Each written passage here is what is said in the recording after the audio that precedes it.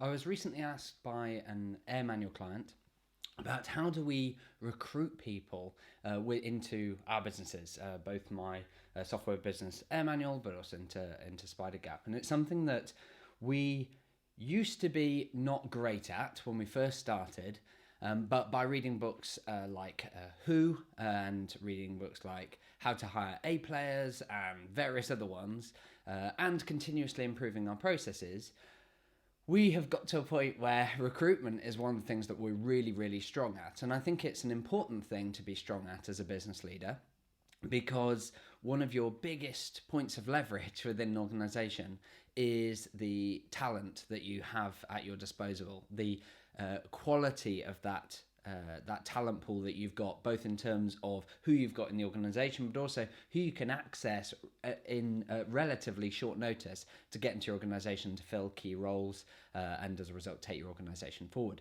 So being able to recruit amazing people, and to do that, you essentially need to be able to cast a wide net and get a lot of people in the top of the funnel, a lot of potential candidates, but then take them through a process of selection until you identify a small number of candidates who will be a perfect fit within your organization. And when we're talking about perfect fit, we need to have a good organizational cultural fit, which normally means that they share and demonstrate the values that you have in your organization, whether or not they're written down or not. And I highly recommend that you do write down the core values in your organization, because it'll make this process a lot easier. But whatever those are, you need to make sure that the people that you're recruiting demonstrate those values, because if they don't, then you're going to find there's a lot of friction, a lot of pain, and as a result you're probably going to end up with a bad hire, which is going to cost you a lot of money. The other thing that's then important, so you've got fit for the organization, but then you've got fit for the role. So as part of your selection process, you need to be able to assess whether the candidates that you've got both fit the organizational fit, but also whether they fit the role. And the role is about the competencies, the skills that you need the person to have in that role.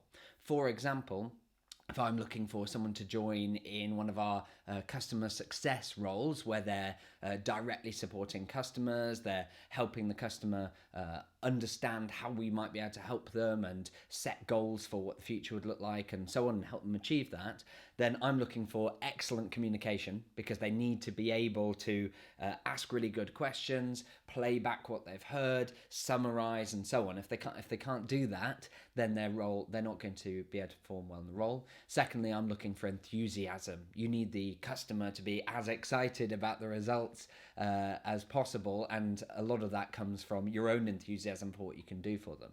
Whereas if in that customer success role, if they're not very enthusiastic, there's not going to create a lot of momentum. It's harder to move the customer and so on. So those are just a couple of the skills that we would look for.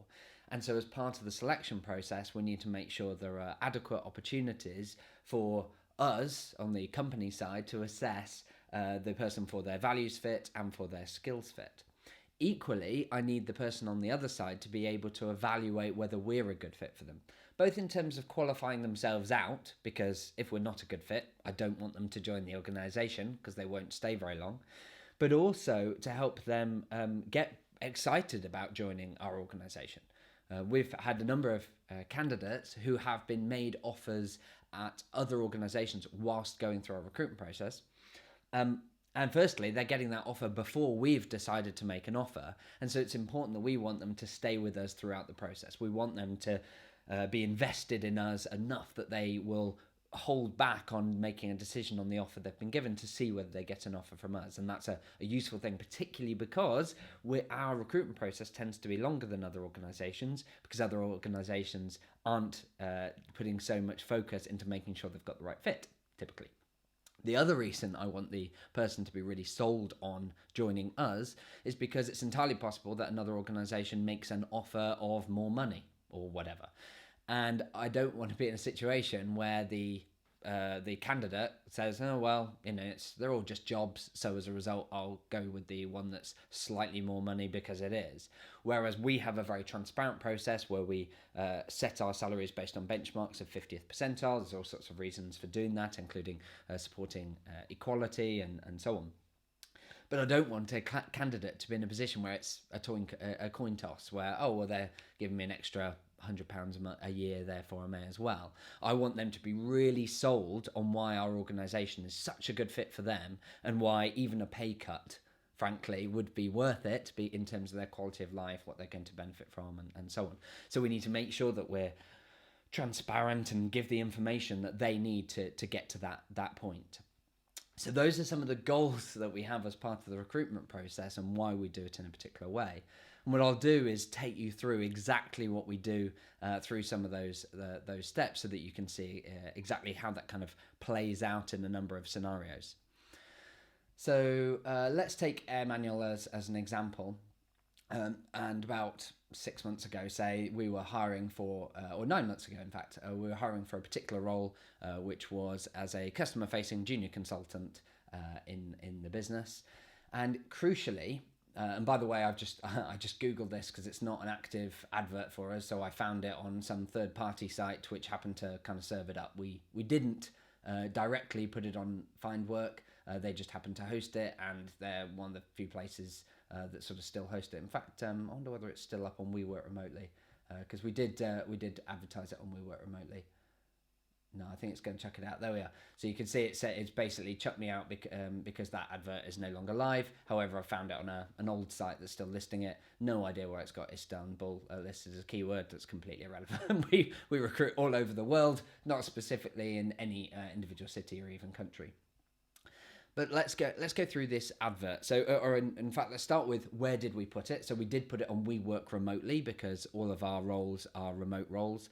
We have previously listed on lots of different sites, including We Work Remotely, for similar roles, and have had success with We Work Remotely. Note that we get lots and lots and lots of applications. I'm talking hundreds or even into the thousands kind of territory sometimes. And so we need to have a really good process for filtering that through, and I'll show you how we do that in a moment.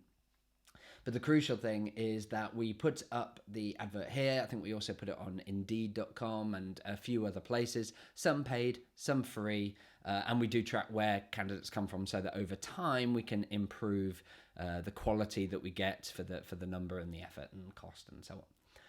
But this is the advert.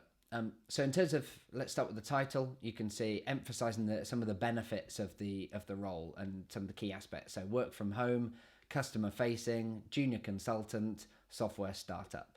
So clearly anyone who's looking for a role that has these sorts of things, this is very attractive. Note, we didn't just put consultant or consultant opportunity, a junior consultant or whatever. Note, whereas a lot of similar jobs will do exactly that, right? So I'm not going to go at any of these individual companies or whatever, but if I take an example, typically this title doesn't give you as much. Just product analyst doesn't sell what it is, and yet I'm sure Legion Farm's an awesome company.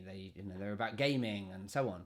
Well, clearly, if they want gamers and people that are passionate about it, then it would be great to have that in the title. So that's one of the things to think about, is including that. And note that this is probably one of the first examples I can show where recruitment, or good recruitment, is like good marketing. You've got to think about it in a similar way. And so when you're thinking about where to post your job adverts and so on, you need to think about who's the ideal candidate and where do they hang out. In the same way as if this were marketing, we'd be saying who's the ideal lead and where do they hang out. So we start off with a great title that focuses on those benefits. Then we give a bit of an introduction to summarize why someone might want to work there, and why it's a rare opportunity, and so on, and some of the key things that you get, including a healthy work-life balance and delivering real value and so on. Then we go into the role. So we explain what's involved in the role, what are you going to get experience doing, what are you going to be trained, how are you going to be trained and coached, essentially some of the key benefits. And note, it's very heavy on benefits to them from the outset rather than what we're looking for. Then we start to add in some of the expectations. So this is a full-time role, an occasion, in terms of what you need, experience and so on, related to business processes, beneficial, not essential, and so on. And so we do thread in here some of the things that we're expecting. But again, we're doing it largely so that they can qualify themselves in or out and get excited about the role. Then we do this similar thing, but this time about the company. So who is Airmanual? What are we about? We help teams to turn complex processes and expert knowledge into simple, easy to follow checklists, and explain we do this with product and consulting and so on. So all of this is helping them understand, where does Airmanual fit in this? Then we go into a bit more about Airmanual, particularly our values. So you'll see here we list out our 5 core values. We explain each of this and how it works in reality. We then give some questions that allow them to reflect on whether the role's right for them. So this is where we're really helping them to qualify themselves in or out. For example, if they're not keen to work remotely, it's not going to be a good fit. If they don't love a good checklist, it's not going to be a good fit. If they don't practice regular self-improvement and personal development, it's not going to be a good fit. And note that some of these relate to role-specific things. So, for example, do you like solving problems on the fly by collaborating with others? That's very specific to the role. Whereas some of these are like, are you keen to work remotely? Are just part of the nature of the role and actually working at the company, because everyone works remotely. But then some of these, like, do you practice regular self-improvement? This links directly to value number 4, always look to improve. So we are, you can see here, we expect our people to proactively look for opportunities to develop and improve our own performance. So if people aren't doing this, they're unlikely to be a good fit because they're not demonstrating one of our core values.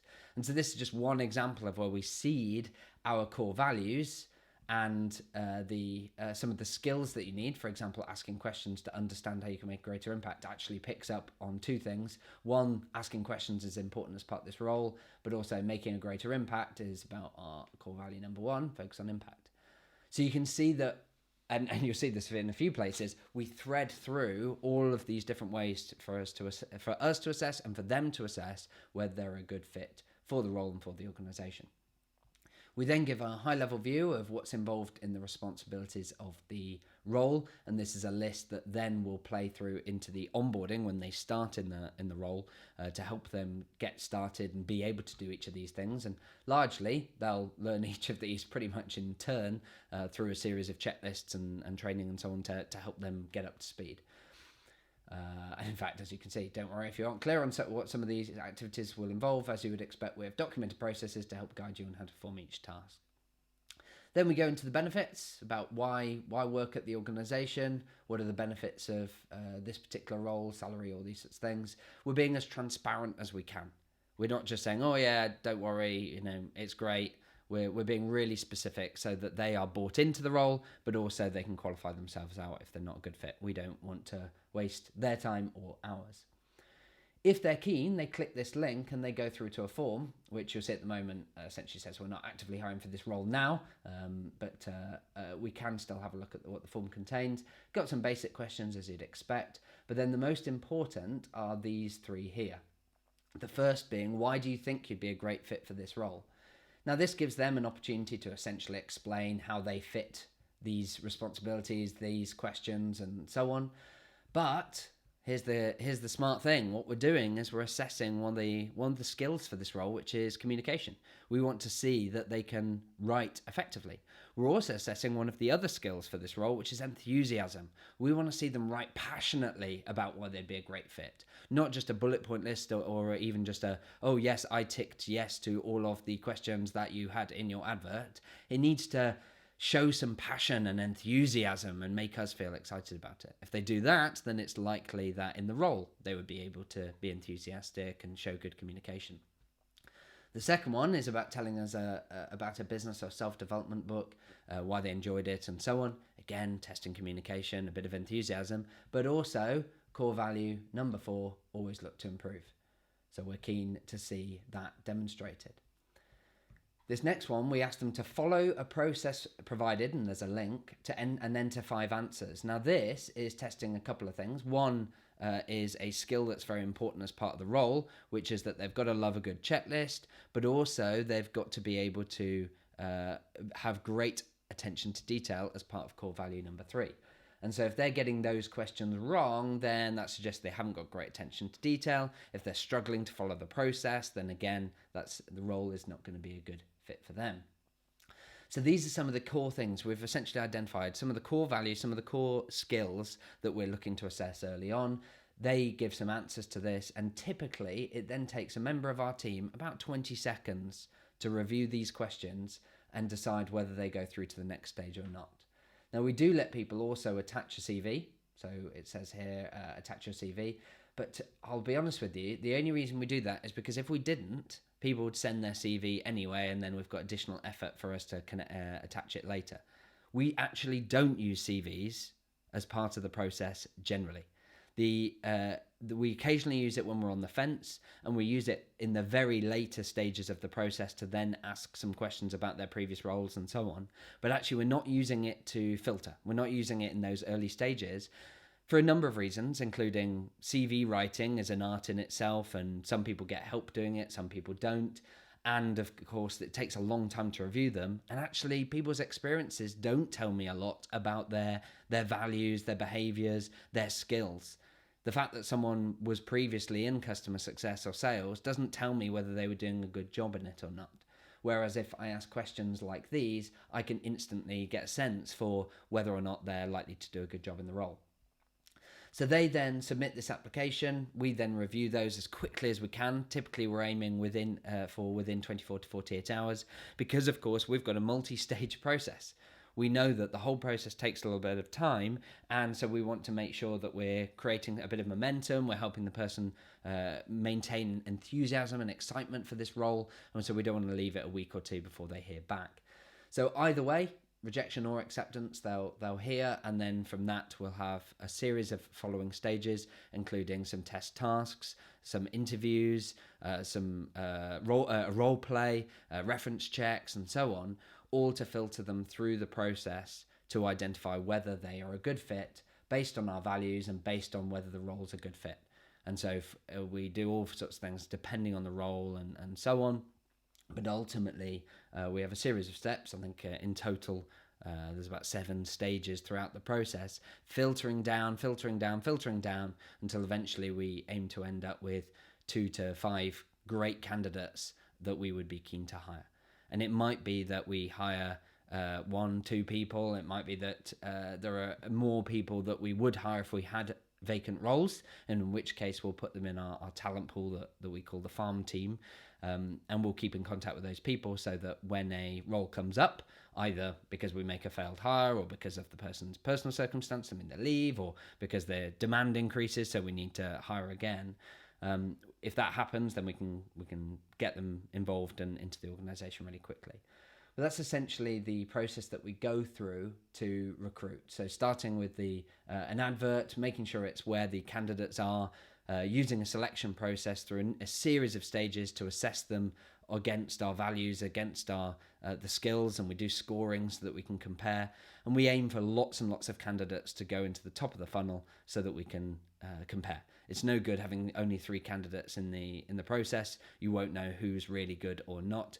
We typically aim for absolute minimum. I think I'd feel uncomfortable with fewer than 30 candidates. I'd be looking for more like 50 plus.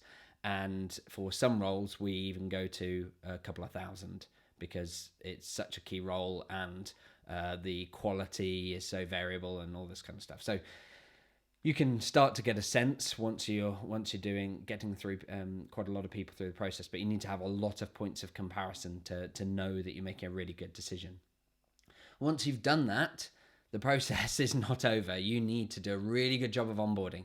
You need the experience in the organization to match up to what was essentially sold to them as part of the recruitment process. You need to make sure that they go in deep and see the demonstration of the core values that they've been assessed against once they're part of the organization.